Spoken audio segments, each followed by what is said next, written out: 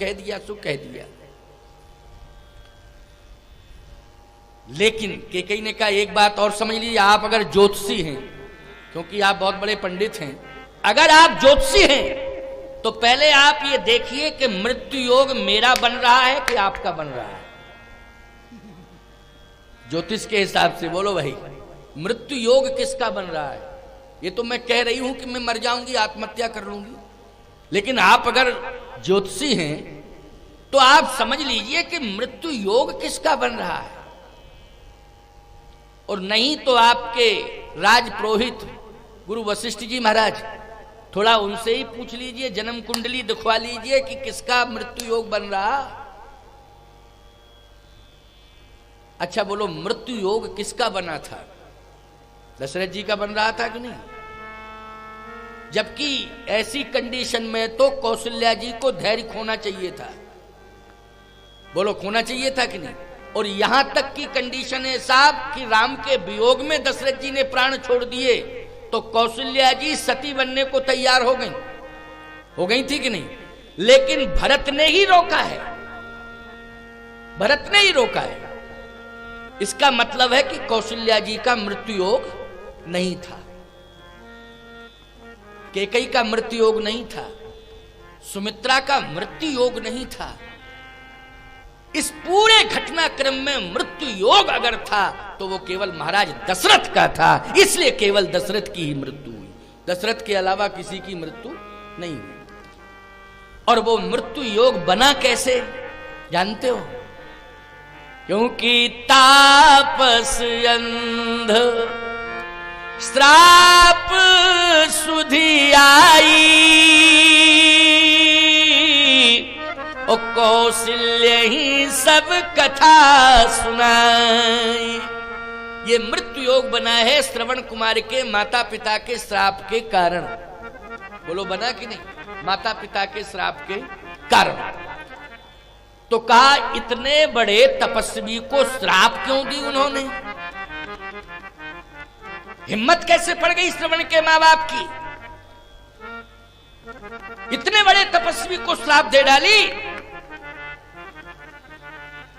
तो श्रवण कुमार के मां बाप से कहा गया, क्योंकि अंधे थे ना वो दोनों, कहे अंधे तो तुम थे ही, अब ऐसा अपराध करके मर रहे हो कि पता नहीं अगले जन्म में क्या हो। क्योंकि अंधे तो पहले से हो, ये इतने बड़े तपस्वी को श्राप दे रहे हो, इतने बड़े ज्ञानी को श्राप दे रहे हो। अरे उससे तो भूल हुई है, जानबूझ करके श्रवण का वध नहीं किया था दशरथ जी ने। बोलो भाई, आप लोग सब बुद्धिजीवी बैठे हो, क्या जानबूझ के किया था? अनजाने में हो गया था। तो अनजाने में इतना बड़ा श्राप कि जाओ तुम भी मेरी ही तरह से पुत्र वियोग में तड़प तड़प करके मरोगे। प्यारे, श्रवण के मां बाप ने श्राप जो दिया है, क्योंकि श्रवण के मां बाप भी साधारण नहीं है।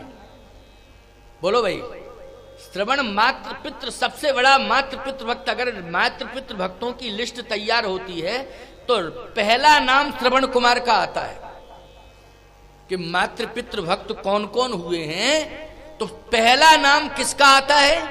श्रवण कुमार का आता है कि नहीं? मर्यादा में सबसे पहला नाम राम जी का आता है। मर्यादा पुरुषोत्तम कौन? बोले राम। मातृ पितृ भक्त कौन? श्रवण कुमार। सत्यवादी कौन? हरिश्चंद्र। गौ भक्त कौन? दिलीप। दानी कौन? कर्ण।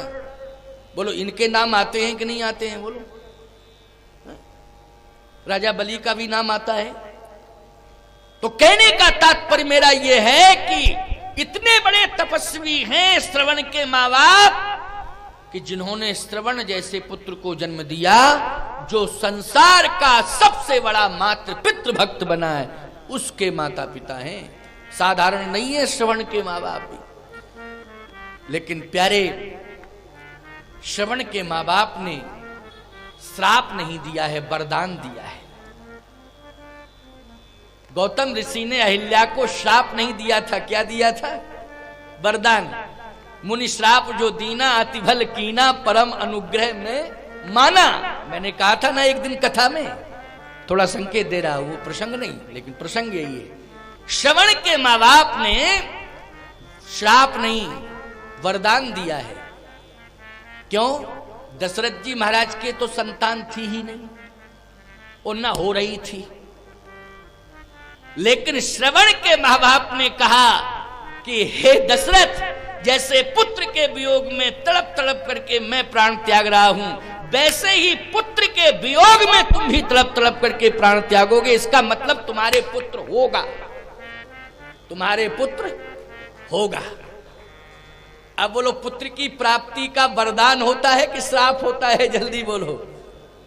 पुत्र की प्राप्ति का तो वरदान माना जाता है, श्राप नहीं माना जाता है। इसलिए श्रवण के माँ बाप भी ऐसा अनर्थ नहीं कर सकते हैं कि वो श्राप दे दें। वो श्राप नहीं था, वो दशरथ के लिए क्या था?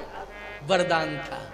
और ये भी कहलवाया है श्रवण के माँ बाप से, तो याद रखना विधाता ने ही कहलवाया अपना कार्य कराने के लिए। किसने कहलवाया? विधाता ने। ऐसा कहो, क्योंकि उसे आना था।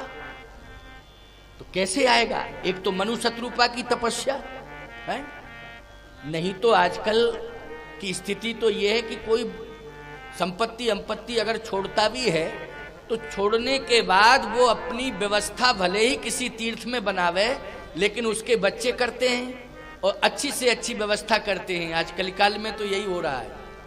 तीर्थों में लोग रह तो रहे हैं, लेकिन घर की संपूर्ण सुविधाओं से युक्त रह रहे हैं। जो घर में सुविधा वही तीर्थ में भी सुविधा। तो फायदा क्या है भैया?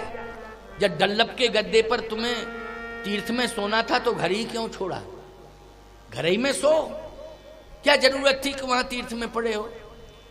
तीर्थ में रहने के कुछ नियम होते हैं, उन नियमों का पालन करना चाहिए।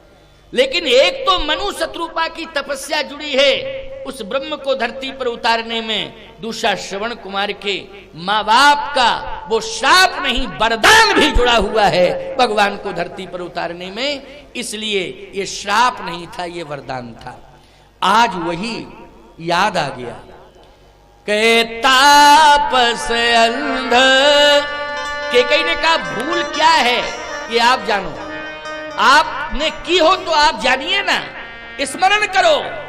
आहा, स्मरण हो आई तापस अंध श्राप सुधी आई, कौशल्य ही सब कथा सुनाई। केकई को भले ही कथा नहीं सुनाई, लेकिन कौशल्या जी को ये कथा सुना दी, ये कथा सुना दी कौशल्या को कि आज मैं मर रहा हूं तो श्रवण के माँ बाप का श्राप मुझे मरने के लिए विवश कर रहा है, क्योंकि धोखे से यह घटना घटी थी, उसमें मुझे श्राप मिला था, इसलिए मैं प्राण त्याग रहा हूं, महाप्रयाण कर रहा हूं।